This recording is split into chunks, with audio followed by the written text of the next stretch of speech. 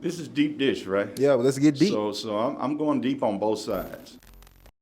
Amani Reed, welcome to the platform. How you doing? I'm doing great. Thank you so much for having me. I'm really excited to be here today. Now, thank you, and I'm gonna refer to you as Director Reed through the interview, so people know, put respect on your name when it comes to those things. You are the first, not only black person of color. 170 years of the University School Nashville, USN history. Congratulations. Thank you. Kudos, flowers given to you.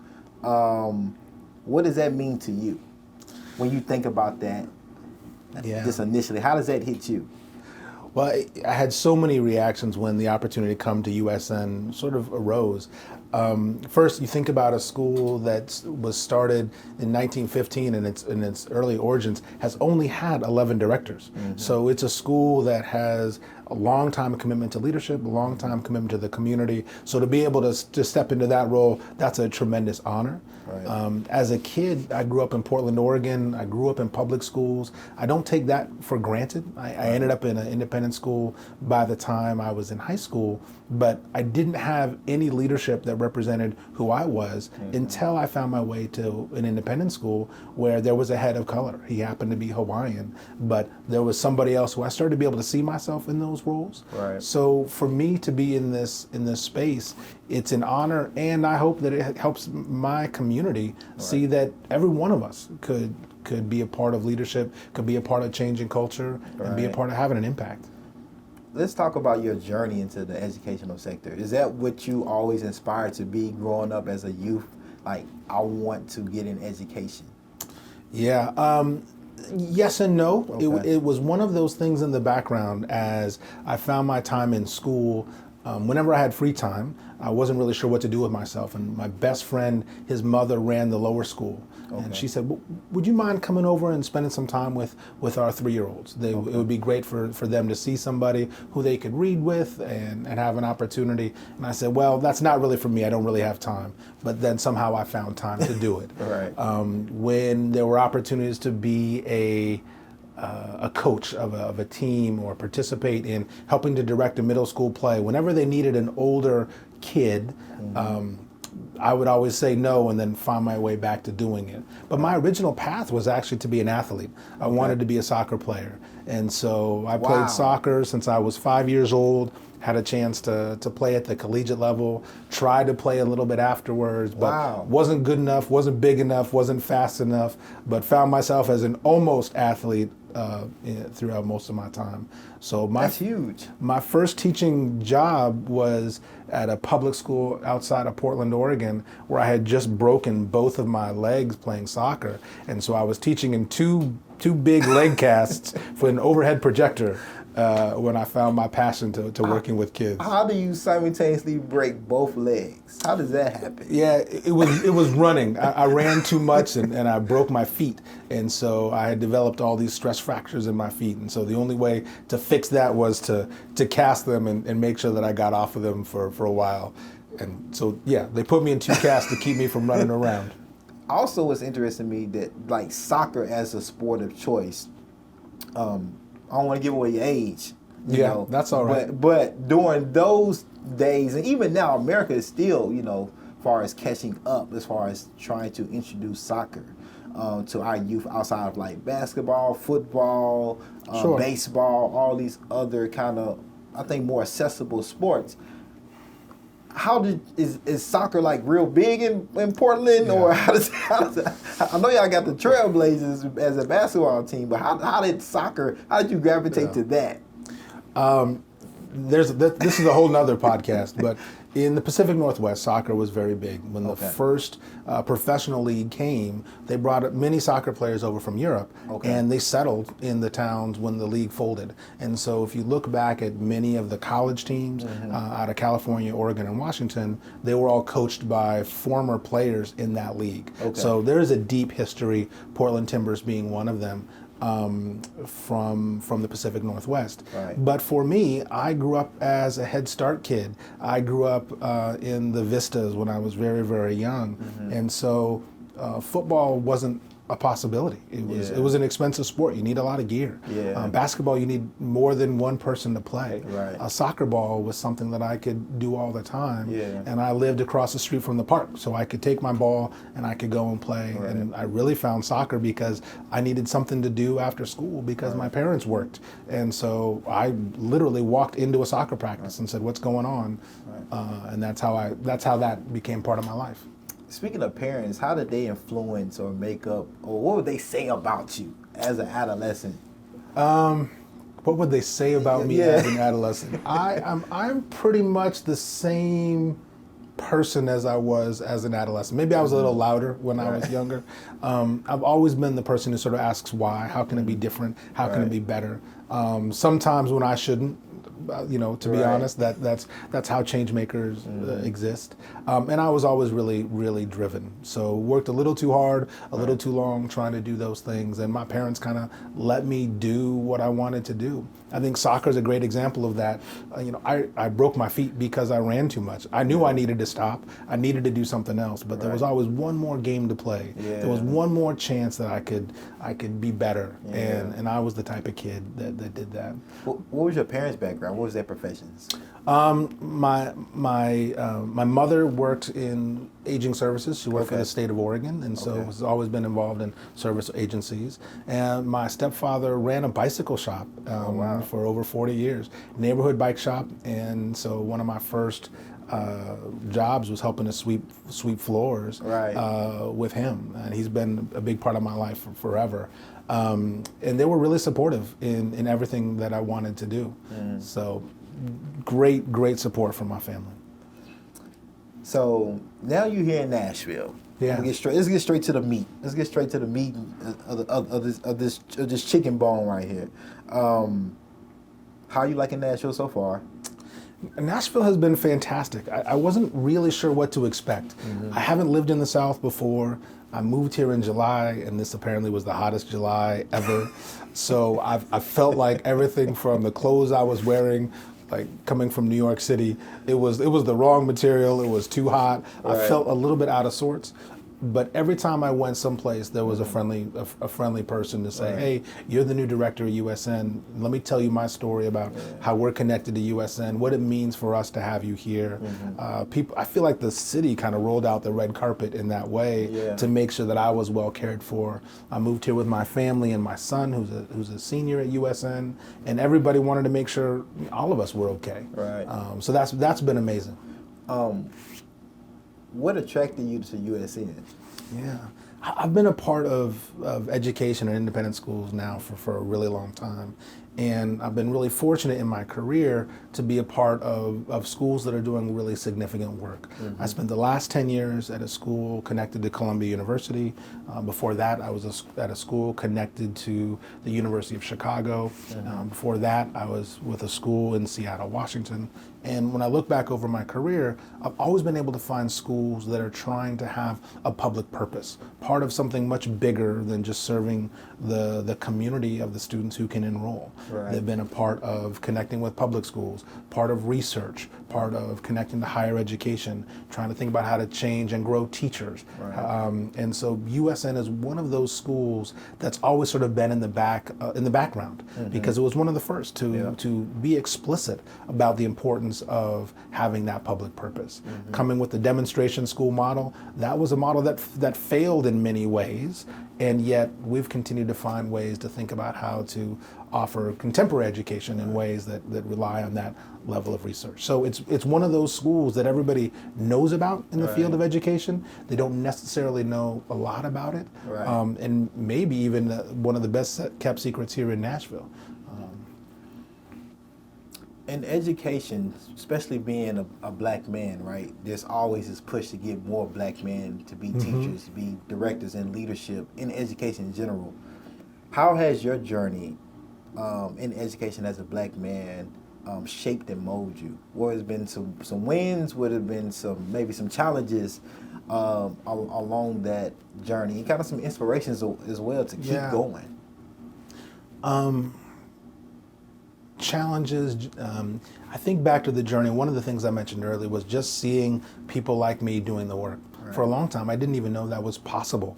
I didn't know what I could do. It felt like it was out of reach. So I've always been in places where you find someone who's a sponsor or a mentor, someone who's going to say, Amani, you can do this. Or, hey, Amani, have you thought about this other thing?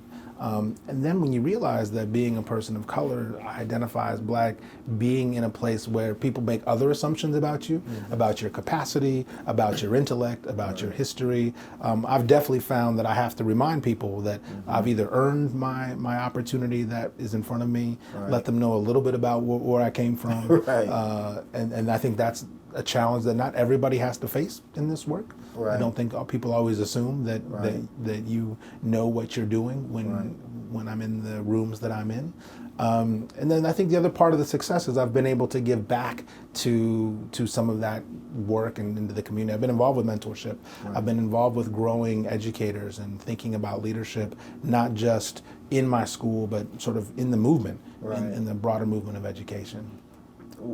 In your journey, what do you think has been a reason why it has been hard to get black men in the education or inspired or encouraged to take on that type of professional career?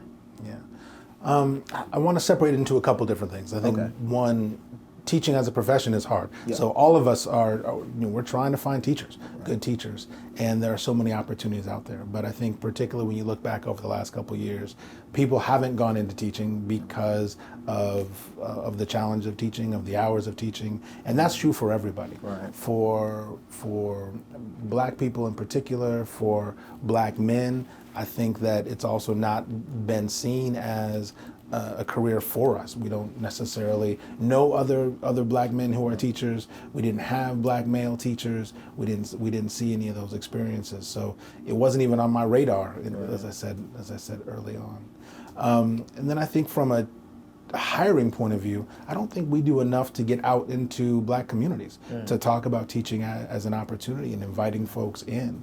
There's a lot of times that we don't necessarily focus on getting out to spread the word about our jobs, about the opportunities, about what it really means to be meaningful as an educator, as a role model in a community.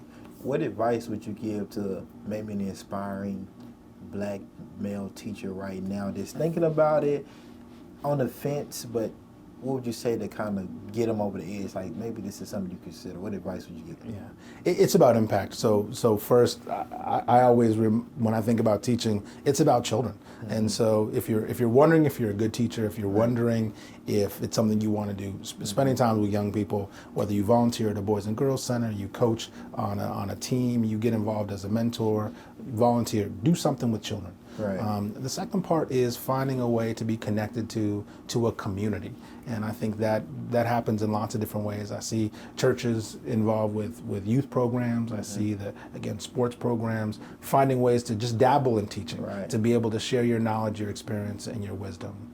And then getting into professional programs. There are lots of ways to be connected to professional networks around education, making sure that you know about the schools that are in your community. You know what people are looking for. We are always hiring. Schools are always hiring. They always need someone to be able to come in and work with young people. But having that experience to know and be grounded with kids, to have the professional skills and practice to be doing some of that work in a place that's fulfilling, and then really getting out there to see what's available. Now being the director of USN, what does that mean? Like, for us that maybe don't know what a director of a school, of a private school, means, what does that mean? What is your powers that you hold? What is my superpower? What's your superpower? And then, like, what does that impact? As well. The responsibility of the director is kind of everything. I start my day every morning welcoming kids off of the bus, and I walk some of my youngest students who travel by bus to school to class. So it's everything from seeing how they're doing to helping them get prepared for the day. I'm putting backpacks on, we're zipping things up, and we're making sure that they're ready to go. Then I'll go to a meeting and I'll think about everything from curriculum to budget to long-term planning.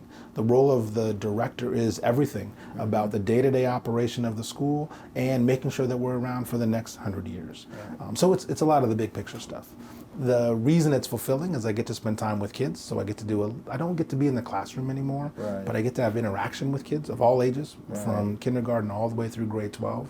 I get to work with teachers, thinking Right. about their passion, art and science of teaching. What are they teaching? Why are they teaching it? What difference is it going to make? Right. And then working with families around what it means to be a part of the school.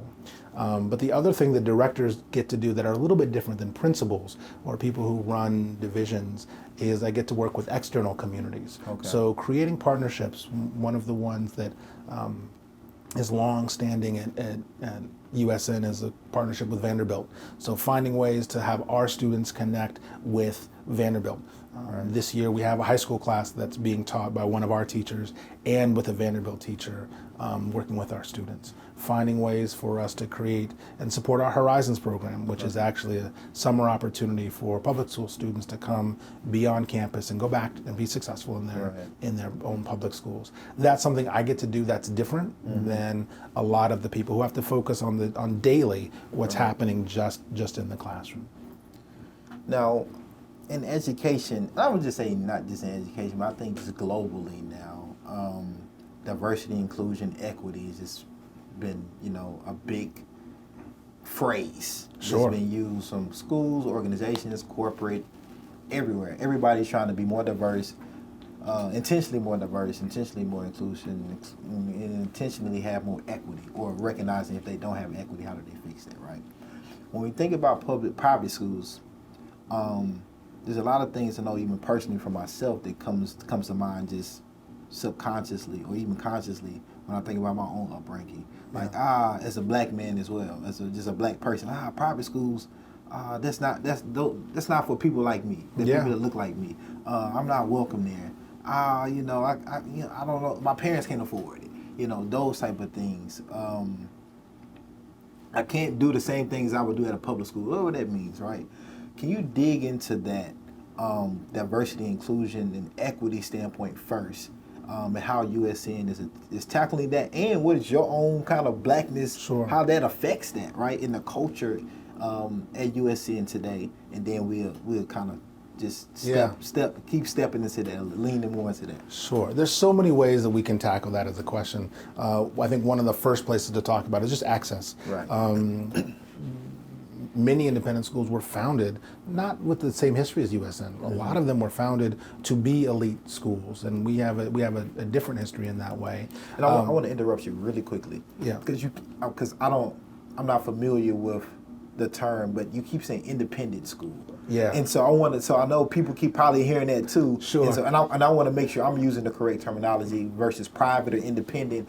Is there a difference? So you can give us a quick glossary breakdown and then go back into it? Sure. Private schools can mean a lot of things. Okay. And so there can be private schools that are affiliated with a religion. They can be affiliated with all sorts of things. An independent school is independent of that sort of policy. Any non-public school is sort of grouped into the broader sense of being independent schools. Got it. So it's a little bit bigger bucket, and it also sort of allows room for all of us to sort of be part of that conversation. Okay, that perfect. makes sense. That makes sense.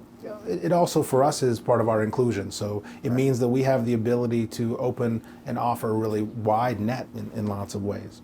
But let me go back to the first part around access. So one of the first barriers that are often people worry about is how much does it cost to go to a school. Right. Public schools are free. Of course, there are other ways that schools fundraise to have additional programming, but by and large, that's a free program versus what a private or independent school costs. So we have a financial aid program that is need-based. So we work with families to figure out what they can afford and work really hard to provide as much as we can of everything else. We don't want money to be the barrier for families to have the experience at USN. Right. We think about that in lots of ways, not just the day-to-day tuition, but everything from our summer programming to we offer trips, international trips. We think of all the ways that families can have an experience in a school. We want to make that as realistic as possible. So we tackle that directly up front and talk with families about what's possible. Right.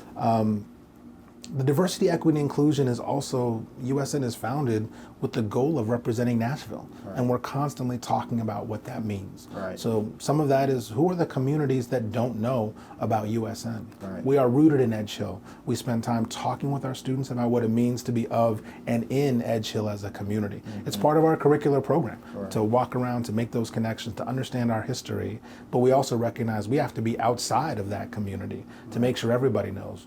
I'm not sure where you grew up in Nashville, but Nashville. North Nashville. And did you know of USN? I did not. Right. So we've been around since 1915. That's a problem if you don't know who we are. Right. That's something we have to be better at doing. So does that mean that we haven't done enough to connect with you and your community and wherever you were going to school? Right. Does it mean that we haven't done enough to highlight our programs to let people know that we're here and we're doing something significant? Right. So that's part of the awareness that we need to work on.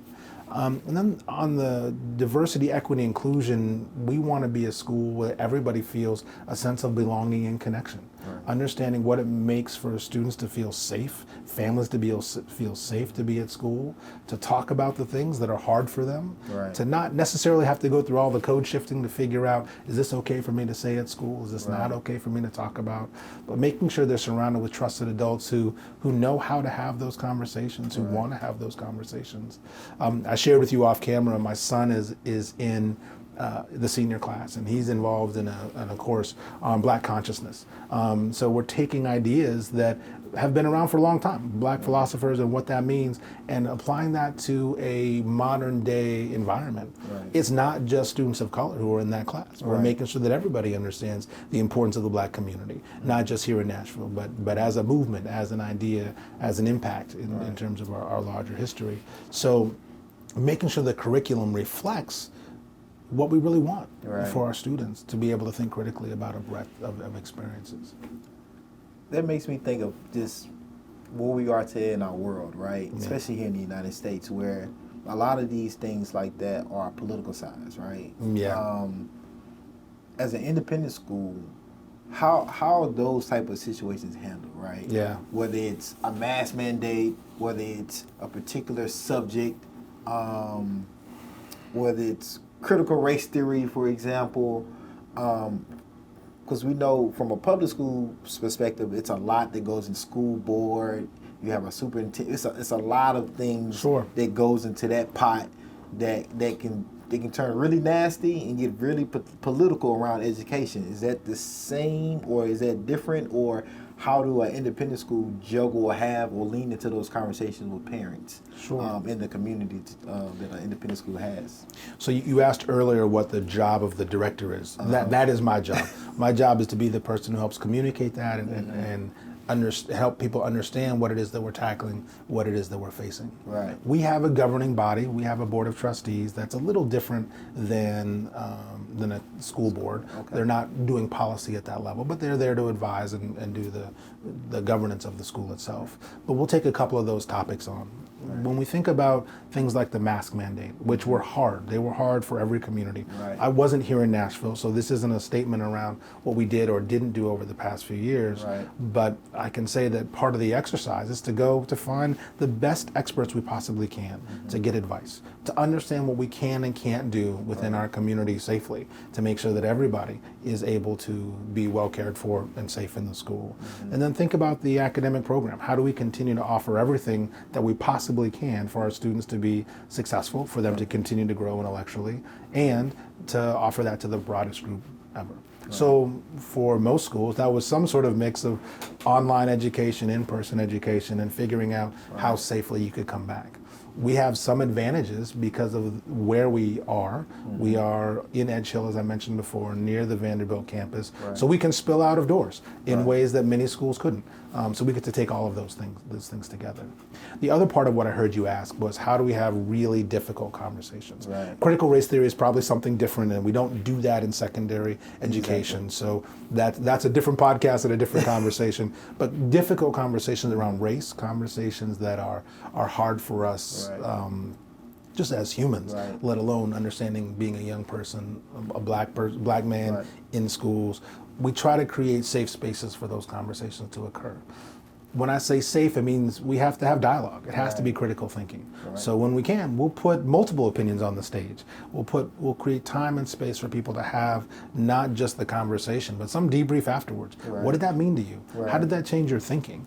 Because we really, at the end of the day, education is about preparing children to be part of a democratic society, Right. to be more enlightened and more engaged, to be able to make a bigger impact when they leave. So they have to have thought critically about those things, not just being told all the time, this is right, this is wrong. So we're finding ways to be able to do that.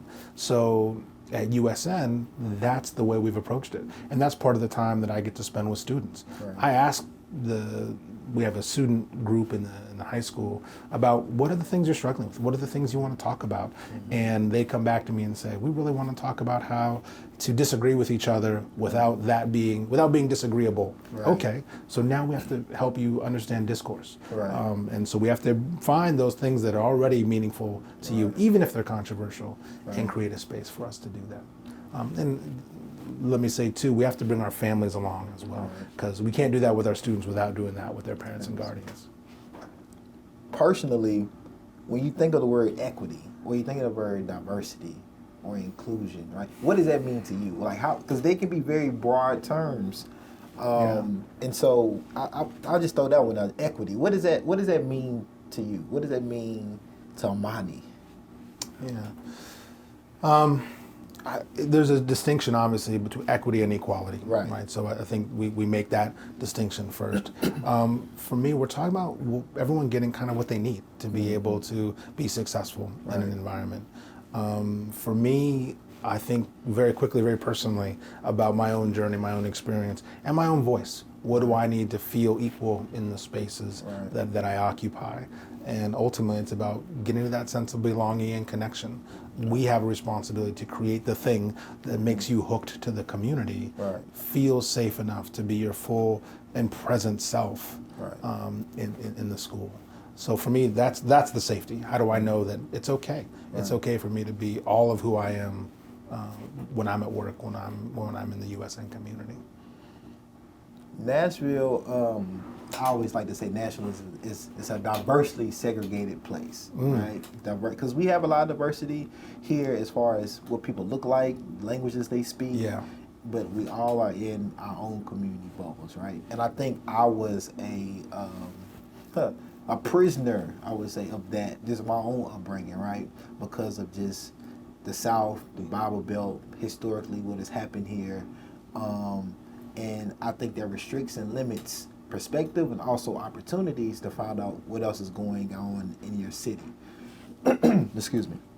And so I say that to say, how is USN and in what ways are you thinking to kind of break those type of barriers when it comes to parents especially who may live outside the ASU community and other pockets of Nashville that, you know, probably are at the low socioeconomic level of things, maybe working multiple jobs in general, have a lot going on, and maybe even consciously themselves, they don't even see their kids being able to attend a school like USN. How do we tackle that in the mindset, right? And also knowing that this is a welcoming space for people that may fit in a particular economic category or race category. Sure. I don't think it's enough to tell people it's a welcoming space. We have to demonstrate that it's a welcoming space. And so we have to find ways that we invite people to campus. Right. We've tried a handful of things, and I guess let me back up and say part of it's inviting people to campus to know us, to see us, to be present, and part of us is just being active in the community. Me and others finding ways to be meaningfully connected in the broader community. But let me go back to inviting people to campus. We have programming that happens in lots of ways that can invite people in to understand more about USN. We have evening classes that anyone in Nashville can sign up for and hear from a speaker, learn a new skill. Those are paid for opportunities, but they're open to everybody. Right. We're also trying to find ways that we just help make other people aware of opportunities that exist. This year we hosted a historically black colleges and university college fair, We brought in representatives from a variety of schools, and we opened it up to everybody, not just USN students, not just independent school students. We reached out to everybody we possibly could. We thought we'd be lucky if we got 200 people signed up and in the gym.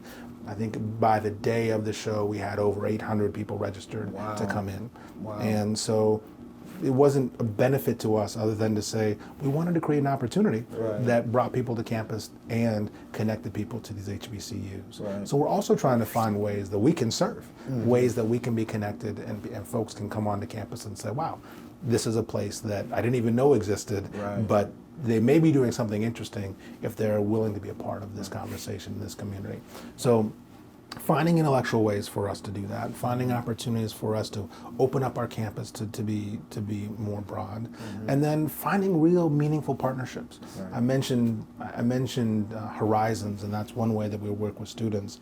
I mentioned the partnership that we've had historically with Vanderbilt, but trying to find different ways that we can create communities of teaching and learning, partnering with public schools around professional development, finding ways to be involved with service programs, agencies, and organizations that just serve Nashville. How can our kids be better ambassadors to the communities that we live in? So we want to be active and out and present. One great thing about being new is I get to ask all sorts of questions. So you mentioned a couple of communities, and I still get the names wrong because one thing I've learned about Nashville is the way it's written is not the way it's pronounced. Right? Nobody really walked me through that, and so that's how we know who's not from here and who's from here. That's it's a trick. It's a trick. Okay. I feel better than it wasn't just me. So I'm trying to get out to ask those questions. You know, what do you know about USN? Hey, let me come see your school. Let me see your community center. Let me see your church, synagogue, temple. Tell me about your community, because then we can actually have real conversations. Well, and I can't speak for every community, but I will speak from the community I'm part of, the Black community. And being a Black man yourself, how do we tackle the notion that Black people aren't welcome in a space like USN? How do we get over that mindset? Who do we how does USN do that, right? As part of your job, have you thought about that? Is that something that just goes through your mind? Because again, even from my personal experience, I'm like, those, not just USN specifically, but in general, like I don't think those schools are welcoming for somebody that looks like me, and maybe not culturally competent for me to attend and maybe accept all or who I am and what comes with that. Sure. The first part's honest conversation. One of the things that I did is I went back and talked with recent alums and asked them about their experience and heard from a lot of alums of color about what it meant for them, what they knew about USN, what was hard for them about their experience. And we're spending time talking about what that means for us as a school. What were some of the, some of the impactful things that you heard from those alums? I think I've heard a variety of things. One was really about personal connections. Did they have a trusted adult who looked like them, cared for them, felt connected? They did, in most cases, have that person, but they were the same. They often had the same person. So that tells me we need to do more. We need to do more to make sure that the faculty and staff represent the diversity of our student population as well as the diversity of Nashville. Two was finding safe ways to have those difficult conversations. Things that come up feel different in different communities. And how do we make sure that those voices are heard and not silenced just by the energy of the room, by the emotion of the challenge, and by the majority of the numbers? Are we really creating the time and place to do that? That starts with professional development for the faculty and staff. That has to do with our hiring, our cultural competence in terms of being really clear about what we're looking for, what makes a teacher successful, what our expectations are for being a part of the USN community. We're starting to have those types of conversations and making sure that we all feel comfortable and prepared to do that. And then another part was just how far it is away geographically from the communities that they grew up. So thinking about what it means for us to have programs that are desirable, academic programs, athletic programs, artistic programs, what it means for us to provide transportation so you don't have to figure out how to get here. If you want to come to USN, we should help try to make that possible. So talking about what that looks like, and then even thinking about ways that we might be able to take the educational program outside of the Edge Hill campus? Are there things that we can do that are in different parts of the city, different parts of the country? Are there ways to use our alumni network differently? We're starting to think about some of those. And the last thing I'll say is that it's one thing to come back and talk to the director about the experience. It's another thing to come back and actually continue to have a voice in how you change the school. So continuing to stay involved. Continuing to ask those questions, continuing to give them opportunities to share their experience with the students and with families so we can continue to be better. We're not hiding from that history. We're embracing the fact that those were things that might have been hard, and therefore we have to create things that are different and new as the world has changed. I know we had talked a little bit off camera about this, and I'm excited to kind of dive into this a little more about you all's public investment, right, into the Nashville community, because I told you I was even battling right now with myself being someone. I think everybody in my family that I can think of, we all went to Nashville Public Schools, right? And then think about, at least graduated from Nashville Public School. I think I had a few cousins that went to like St. Vincent when they were still on Tucker Road. But thinking about if am I taken away from my community, right? Or if I become this person of of value and resources now that I'm an adult, right? And understanding I might have the financial resources to go ahead and put my son through an independent school like USN, knowing that public schools are not really the best for black boys. Like we understand this statistically, right? There's a lot of things, a lot of barriers, suspension rates, all of these other things. But however, could I change that if I invest my time and my energy and my newfound resources by putting my son in a public school versus a private school where maybe I'm disconnecting my son and myself from helping public schools overcome some of those hurdles that we know that exist. Does it have to be a one or the other, or can it be an in both? And kind of how you spoke about off camera, how USN is kind of like still having that public investment in community, even though it's an independent school. Yeah, it can't be an either or. Both of those institutions can't survive that way. Public schools can't survive by being insular and not talking about educational policy writ large.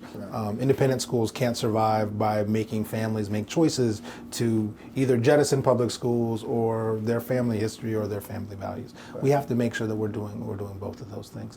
And I think USN continues to tackle that. So let's talk about the first part, the systemic part.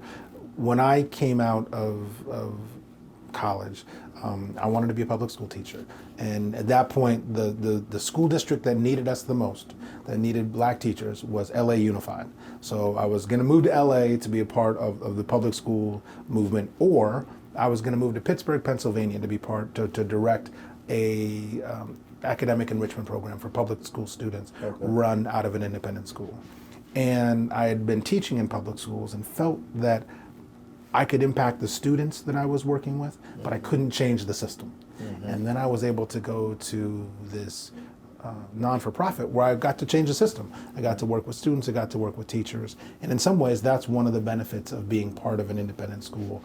With changing the system, changing the curriculum, changing the experience for children is different when you're working in a smaller community than a much larger community. So as educators, as parents, that's part of what we're able to invest in.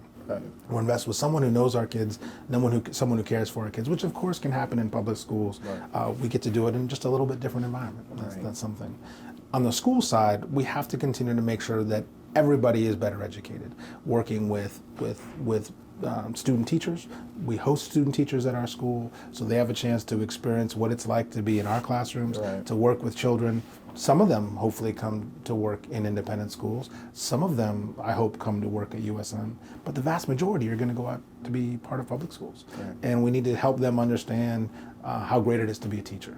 We need to find ways, and I came from a background that we didn't just do that with teachers. We did that with social workers. We did that with school counselors. And so USN wants to continue to be a part of that fertile ground for growing educators, not just to serve USN. So we're talking with schools, we're talking with agencies, we're talking with hospitals and other places about how we can be better partners for some of those very reasons. And that's what I mean when I say being part of the Nashville community. I don't want it just to be the easy, logical things that are just across the street or just down the road. I think part of lifting all of us together is finding those ways that are much more complicated, a little bit messy, and finding ways that we can work together. I think there's opportunities, as I mentioned, for professional development with teachers working with each other to think about teaching and learning with kids. I'm really interested in pursuing some larger research opportunities in classrooms and working in those ways, and learning more and more about sort of the needs of Nashville and elevating that story. I'm brand new to the city, and I learn something new every single day about Nashville. And I want to make sure that our students don't have that same experience, that they don't leave us after a kindergarten through 12th grade experience feeling like they don't know the town they grew up in and all the complexity.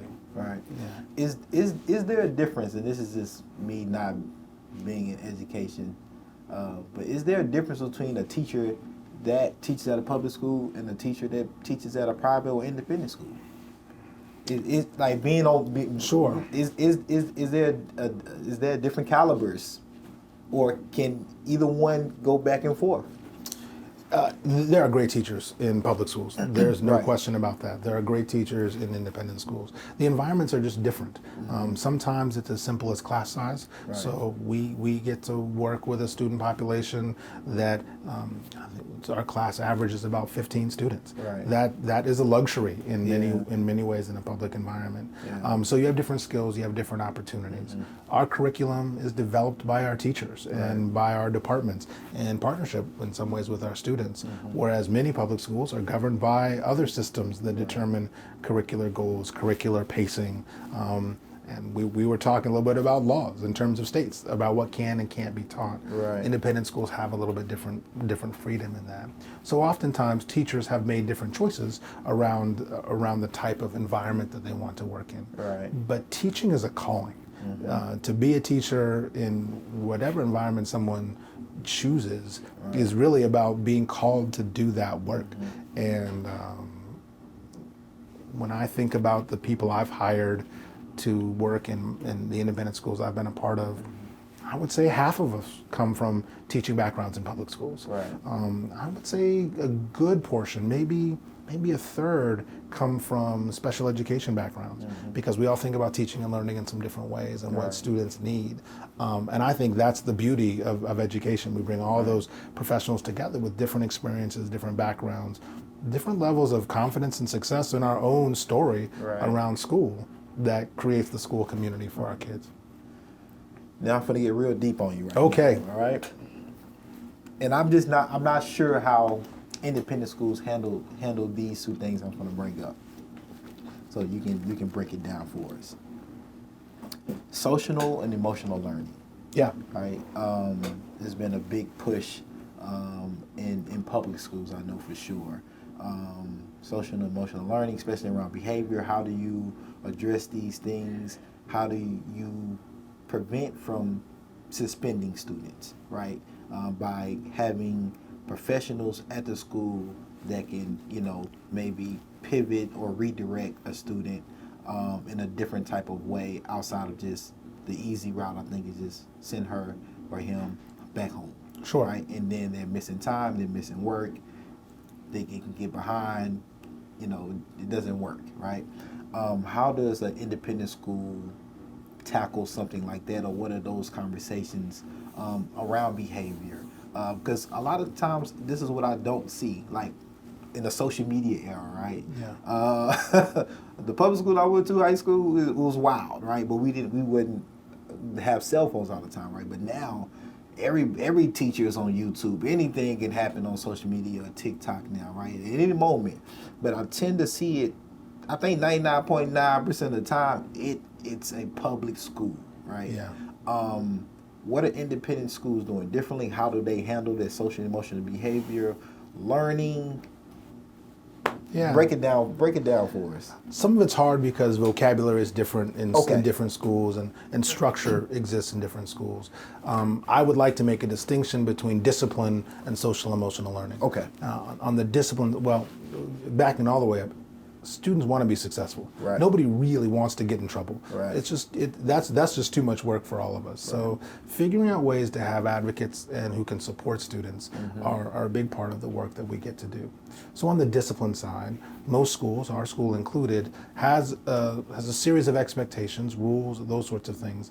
But our practice is about restorative justice. It's about trying to work with people to understand the reasons and causes of what happened, to help develop next time plans so they are empowered to make a difference. Of course there are consequences when harm is done to a community, and how do you figure out how to do that? Right. That's not to say there aren't consequences, but the process and the goal, of course, is always to help people make better choices the next time they're in those sorts of situations. Right. The other part of that in terms of social emotional learning is understanding your body, understanding how your brain works. Right. We have full-time counselors who are dedicated to that work. There are dedicated counselors at each division. We have a lower school, a middle school, and a high school. We have dedicated counselors who help our students manage all of that. Right. So when something comes up, sometimes it's about the discipline. Right. Sometimes it's about how you were feeling and the other things that were going on. Right. And so we're able to help both support the student in whatever the consequences are of that moment, and work with the family to figure out what else was going on so that student can be successful and ultimately come back into the school community, whether it's 5 minutes later or empowered, or that's a couple days later, we don't know. Those are all parts of the things that we get to unpack. Right. But by having a dedicated social emotional learning team, we help empower students to understand how their brain works, how their body works. What is it that you were feeling that made you make that choice? How can we help you make those choices differently? And then it's not just about the thing that you did. Right. That's one of the opportunities that we have, and I think that makes us different because we have the staffing to be able to do that. Right. Public schools have different staffing, different structure. That's not intended as a criticism. Right. It's just one of the ways independent schools get to be independent. Right. We get to solve that problem for each of our schools in some different ways. Yeah, and I'm asking. I'm a learner right now. I'm Yeah. learning. I'm being curious right now. 'Cause We're all learners. we're all learners every day. Yeah. Safety. You know, there's been school shootings happening, mass school shootings happening. I know from a public school circumstance here in Nashville specifically, one of the ways they decided to handle safety is with SROs, right? It's been in place for a long time. Public schools have an MOU with MNPD, and they feel like that's the best choice in order to keep the school safe. Sure. That's a contentious topic with parents, and especially parents of color, interacting with police at schools. Do independent schools or USN, do you all have something like SROs or police on campus at this particular moment? And how do you all, I guess, tackle or handle safety in general? Sure. No school can outline their safety plan publicly for obvious reasons. But philosophically, the health and safety of our community is one of the most important things. Okay. You send your child to a school, you have to know that we're gonna care for your child. Okay. So we spend a lot of time thinking about what that looks like. Our MOUs, our memorandums of understanding for us being an urban environment right on the edge of Vanderbilt's campus is actually connected with Vanderbilt Police Department. Okay. Because we're an extension with them. Okay. I think the approach is similar though in thinking about if something were to happen, who are the resources around us? Who are the systems that can help us make the very best choices? So that is an important part of our relationship. We don't have the same sort of officers the way that public schools do, for a whole host of reasons. Some of it is that we're a smaller facility. We have a smaller population, and we can control different things in terms of who accesses the buildings, et cetera. But we spend a lot of time thinking about how to keep our students' security safe. Okay. Schools and independent schools have gone through a wide range of choices around this. Everything from training students around situational awareness, understanding how to behave in all of those worst case scenario drills. Right. We spend time thinking about our facilities themselves. Are we practicing the best practice that makes sure that If there's a concern outside of the building, we can stay inside, and if there's a concern inside of the building, we can get outside. So we always are spending time looking to make sure that the building itself is physically safe for our students. Okay. And then the last part is talking with families, because that's the other big fear. If you don't know that your child is safe, how do I feel a sense of reassurance? Right. So demonstrating and talking with families around how we do that. But there's no question that these are things that we're all spending time thinking about. I came from New York, and so in an urban environment, that was a little different. We were very close to Sandy Hook. We had connections to that community. Those are all things that are deeply meaningful and personal as we think about how schools have to respond. I want to give you kudos for using something I don't a lot of times hear educators hear. It was the restorative justice, and so I just want to point that out. That's major. That made me like, oh wow, okay, he owns something here, and so but that restorative justice approach, especially around youth, right? It's also been a big topic in how do we practice that more with our youth. Around just our criminal legal system, right? Yeah. Around restorative justice. So understanding that that's something that USN is thinking about, even with just discipline within school, is major. So that's that impressed me. that impressed me. You talked about pipelines earlier, and I'm of the generation, and I think you are too, that we were more likely to end up in prison than we were to do anything else, and that was something that was always part of my thinking. I'm in the bonus because that wasn't what I was statistically destined to do, and so we have to break those cycles. We have to make sure that we're thinking about something much more than how long do we have before we go down that other path. I want to touch on parent involvement or even parent power from an independent school perspective.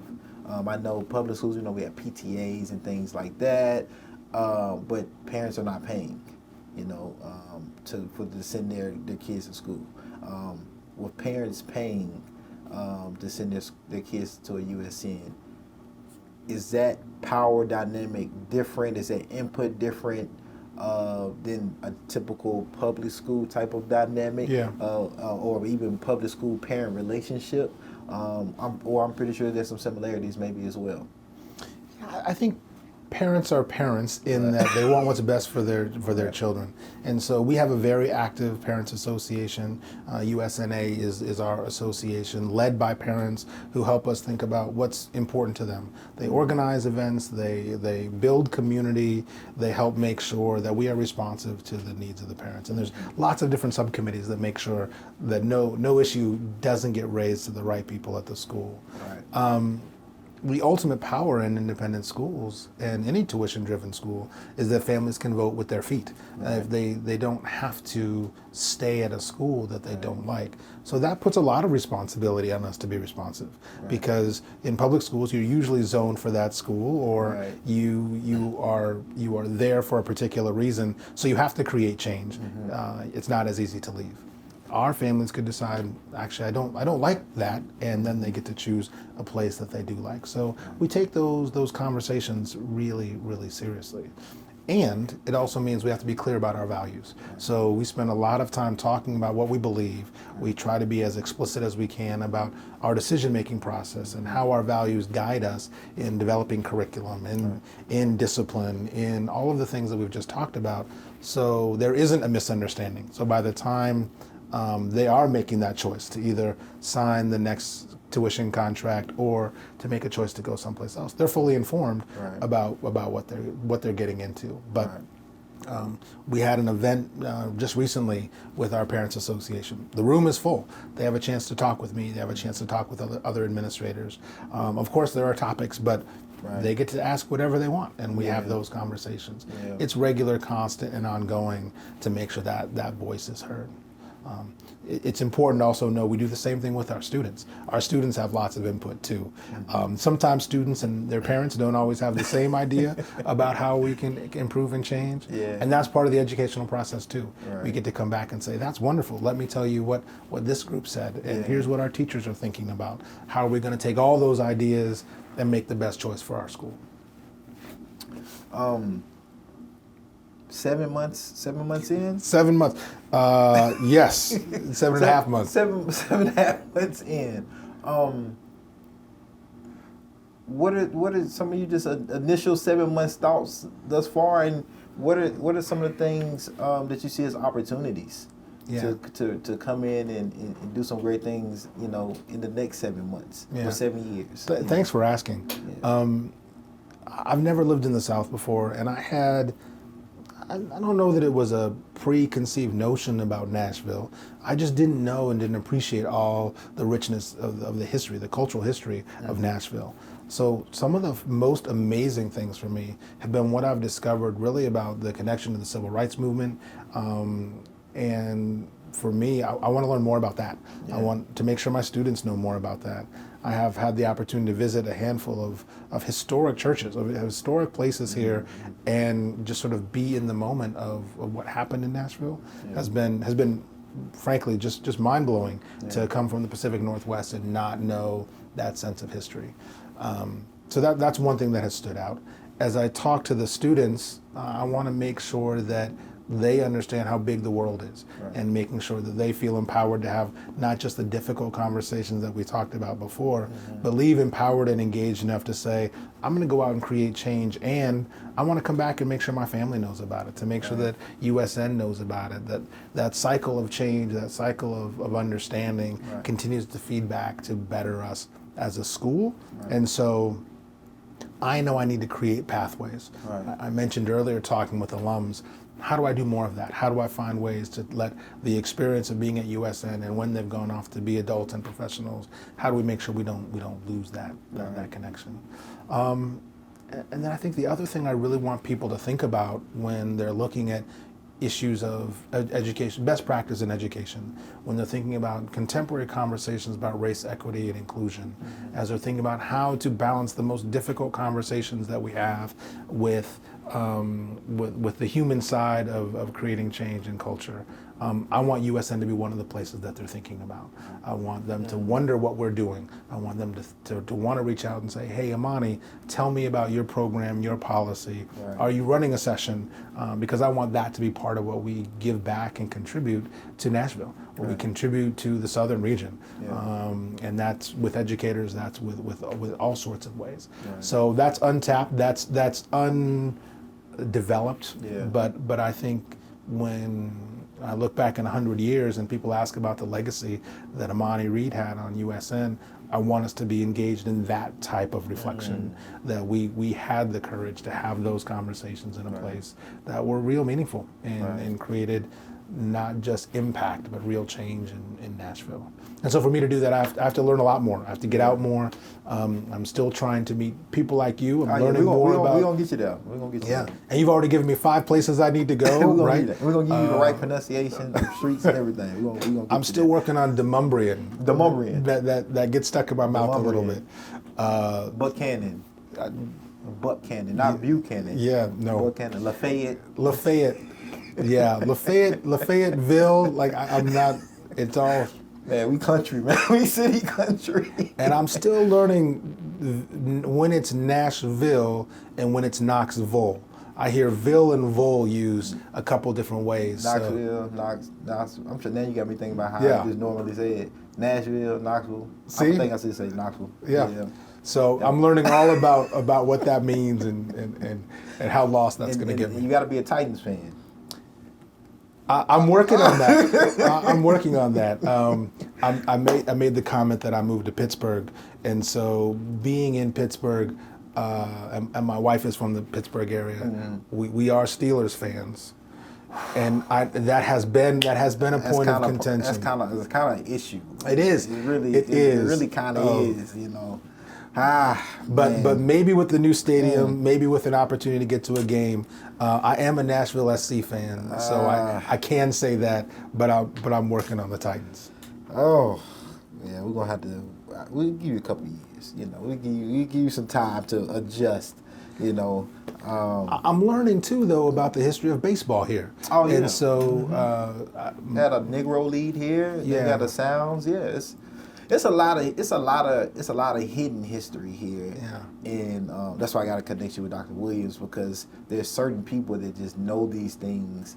And some of these things, like I said, it's not lost, it's just hidden. You just got to know where to look to find a lot of these gems about just not even just the black community. We have Jewish communities here, and unfortunately, you're coming to Nashville at a time where it's a lot of movement, but also gentrification that has happened in a lot of these historically like black and brown areas where a lot of this rich culture comes from.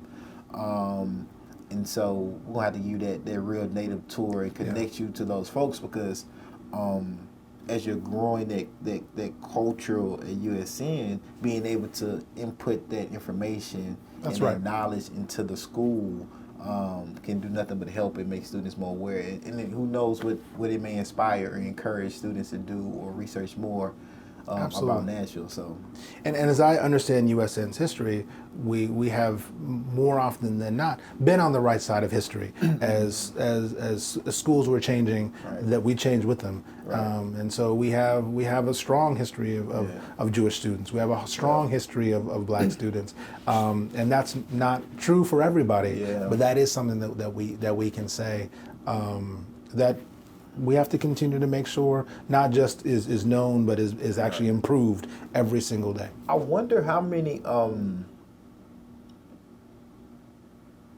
let me get this right. I wonder how many, if you all measure how many parents that send their students to USN are from Nashville, you know? Yeah, that's a great question. I meet a lot of people who are multiple generation from Nashville.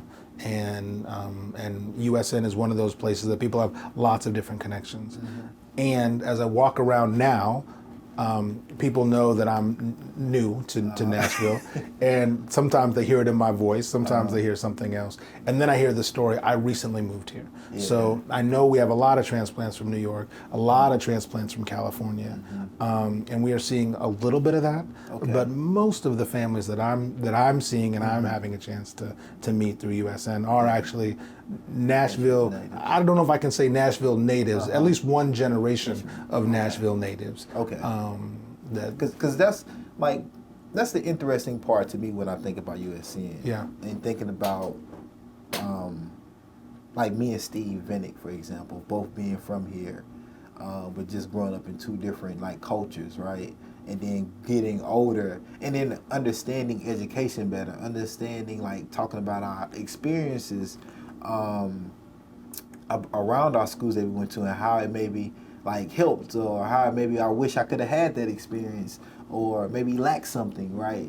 And I'm just always curious, because again, even going back to the Vanderbilt University thing, as a black person growing up in Nashville, it just wasn't one of those things that we was encouraged, or I thought it was something for me to do. But as you get older, you realize maybe it's gonna benefit me, you know, because of the resources, because of the connections, the network that Vanderbilt as an institution has, that maybe some institutions don't have, just because of what they've invested into it.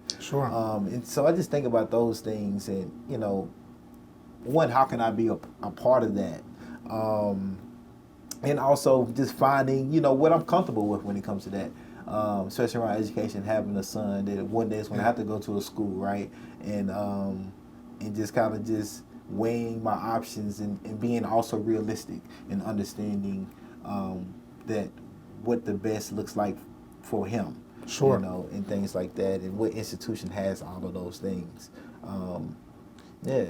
You made me think of two things. One is it's also possible that when you think back on USN, and the people you might have talked to go back farther than when we were USN. Yeah. We were Peabody Demonstration School up until 1975. So we've been talking about USN, but it's important to understand our legacy is bigger than USN, as PDS and USN. And so that's cumbersome sometimes to talk about, but there's a whole history that predates that. The second thing is schools are unique, and it's not uncommon for families to have multiple children and find different schools appropriate for different kids. And I think that's part of the richness of the school options here in Nashville. There are lots of different places that are different and unique, and I think schools can be a good match. And the last thing I'll say to what you said was, you're doing it now.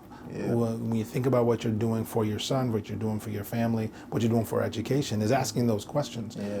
You have to expect that of me. You have to expect that the school is going to be able to deliver and talk about something that's important and meaningful for you and your family. And if we're not able to do that, then that probably is worth another conversation. So that's exactly what you want. We want engaged families who want to be a part of their child's education. They want to partner with me, want to partner with our teachers, want to partner with our school community to figure out how to do it together. Because we can't do it in isolation. What is the future of education? That's a big one. That's a big question. But we're gonna end it. That's my last big one for you. What is the future of education? What does that mean? What does that look like? Yeah, I think we are at a really pivotal point. We've seen educational reform take all sorts of different changes, and I think the pandemic accelerated some of the things that were on the horizon. So we're looking at delivery and technology in some different ways. There's no way to not think about distance learning, computer learning, and how that makes more information accessible to everybody. And programs like ChatGPT are creating all sorts of other problems. Artificial intelligence, how do we use that as a tool that doesn't get in the way? So on one hand, technology is going to change the face of education, and access will be a big part of that.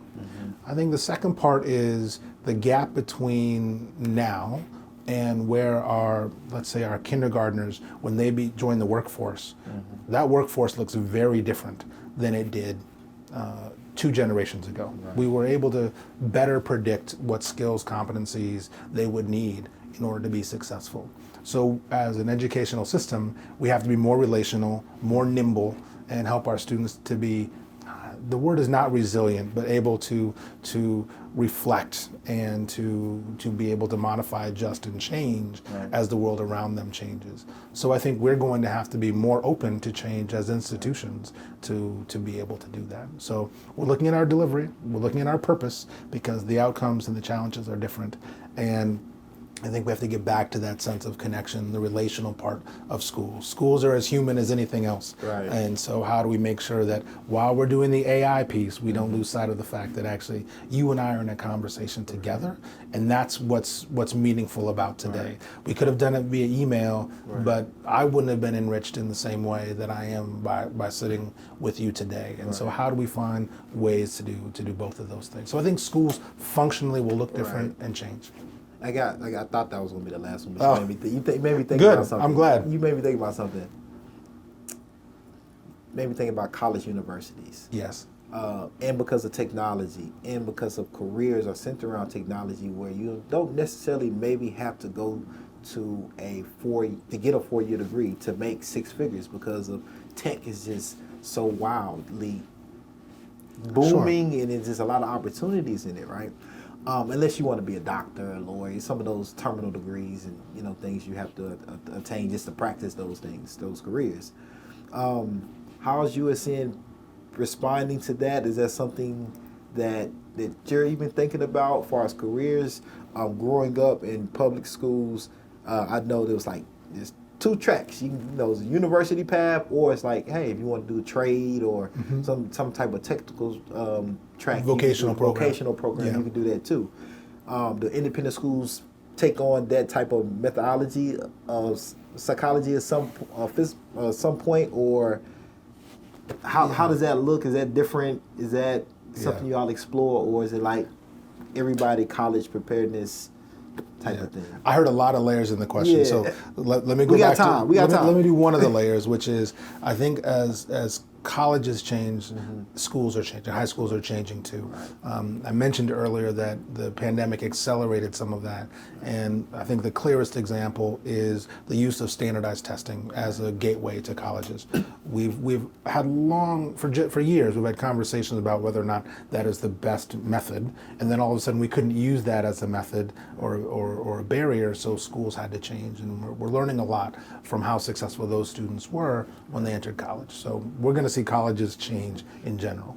On the skills side, I think we are moving more and more away from maybe even traditional grades or traditional ways of measuring success to more skills and competencies. Right. Does that tip us greater towards vocational training? I'm not sure, but I do think that we have to be prepared to live in the world that's coming. Yeah. Understanding technology is different than when I was in school. Right. When I was in school, we took a keyboarding class, which was mostly learning how to type. Yep. And we did a little bit with Visual Basic, but that was pretty advanced. You had to spend a lot of time to learn how to program a robot or something that was going to say hi back to you. Still. Now we have engineering programs that are solving a whole bunch of different world problems. And you even think about how Geodis has changed Nashville in terms of their industry here. Yeah. So if there's a vocational bend, I think what we're going to see is some of those STEM influences changing industries that we didn't think were going to be changed by them. Right. AI in education being another example of that we were just talking about. So we're going to get to that point, but we're going to get to that point because the outcomes change, the needs change, the demand for our students change, and it can't just be, I'm an intellectual in this way. You actually have to be a learner, an experienced intellectual in this way, that I think was different than it was 20, 30, 50 years ago. Yeah, sure. The world that your child enters is going to be really different than the one that you did. And that's exciting, it's wonderful, and it's terrifying as a parent. And so we have to continue to find ways that we broaden that sense of what it means to be educated, what it means to be a responsible citizen and an adult. Yeah, and that's why when you mentioned earlier, like, you know, bringing the parents with you all along to that journey, because we can get blinded by our own kind of, you know, traditional ways of how we was in school. And, well, no, we did this. What's going on? Like, no, things are changing and things like that. And so having that parental education as well is key, and knowing, you know, what's next, and, you know, that continuous education on education as a parent. Absolutely. Crucial. Yeah. And family education, understanding how you can support your child in school. Right. There are some examples. Mathematics is probably the obvious one, where math, how we learned it, is different than how it's taught in schools most of the time now. And so we could be the obstacle by telling our child that's wrong, or we could be the partner that says, hey, help me understand what you're learning. And we may learn something in the process too. But that's our own experiences that are really different than our children's. Director Amani Reed, I appreciated this. You know, I asked a lot of questions. You gave a lot of answers, and I learned a lot, and I know community learned a lot about USN, about independent schools, and about yourself, I think. Thank you. So thank you for giving me the opportunity and being available to do this. And it's custom, I want to leave the guests with the last word that closes out.